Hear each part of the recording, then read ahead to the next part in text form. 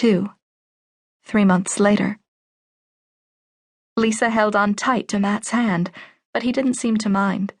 Something about squeezing his palm hard was making her less anxious. "We're going to do a scan now to check the baby," the sonographer told them, her smile kind as she faced them. "I'm going to squirt a little of this on your tummy, and then we'll get started." Lisa adjusted her pants so they were low, jumping when the cold, jelly-like liquid touched her stomach. "Cold?" Matt asked with a laugh. "Freezing," she muttered.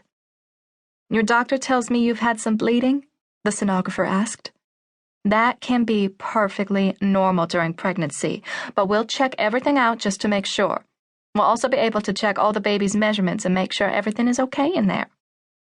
Lisa let her breath go as something appeared on the screen, a blur that turned to something more recognizable. "That's our baby," she whispered. "Sure is. And that bit there that's gone red on the screen, that's the heart. So you don't have to worry that your bleeding has been related to a miscarriage. Give me a sec and I'll play the heartbeat for you." Lisa looked up at Matt. He was grinning like crazy. She closed her eyes and smiled as the strong little heartbeat played out. "Unreal, huh?" he said.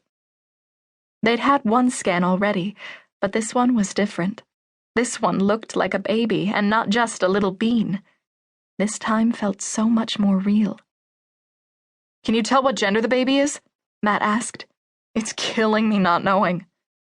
"Let me just do all the vitals first, and then I'll tell you whether you'll be picking out dresses or toys for the sandbox. You should be just far enough along for me to see." Lisa laughed, her worries falling away. She'd known that bleeding was normal sometimes, but it hadn't stopped her worrying like crazy. Her doctor had done a pap smear just in case, but now that she could see their baby, see the little heart beating, she knew everything was going to be okay. It was the baby she'd been worrying about, not herself. She could deal with anything as long as her baby was okay. They both stayed silent as all the measurements were tracked, parts of their baby enlarged and marked, and then the sonographer stopped and turned to them. "So, you definitely want to know the gender?" Lisa grabbed Matt's hand again. "Yes." "Hell yes," Matt added. They all laughed, and then Lisa took a deep breath. She didn't care either way. She just desperately wanted to know. "It's a boy." "Yes!" Matt fist-pumped the air and made Lisa laugh, shaking her head.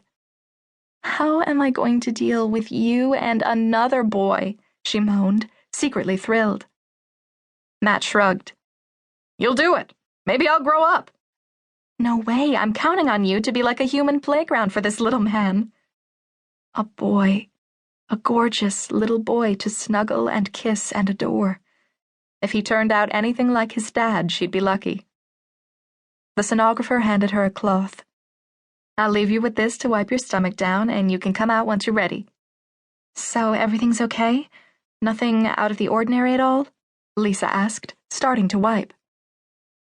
"As far as I can tell, everything looks fine with the baby, but I'll be forwarding these scans onto the specialist to check, as well as your OBGYN." Lisa nodded and passed Matt the cloth she'd used, pulling her jeans back up and sitting upright. He came back to stand beside her when he'd thrown the cloth in the bin, holding his hands out. She took them and stood, leaning into him, breathing deep. "We're having a boy," she murmured. "It feels so real now." "You're not upset that it's not a little girl?" Matt asked, kissing her as he stared down at her. "Not for a second. I just want a beautiful little baby," Lisa told him honestly. She hugged him tight. "We can try for a girl next time. We're still planning on having a football team of kids, right?" he asked. "I don't want you backing out of the plan now." Lisa laughed. "Whoa, slow down. Maybe a quarter of a football team. You're not the one throwing up every morning." "Oh, yeah, sorry." Matt kissed her again, his touch soft, lips melting against hers. "As long as we have kids, I'll be happy. I'm ready to goof around with little people, spend more time at home. It'll give me an excuse to go to kids' movies, make little huts, eat ice cream, and..." "What are you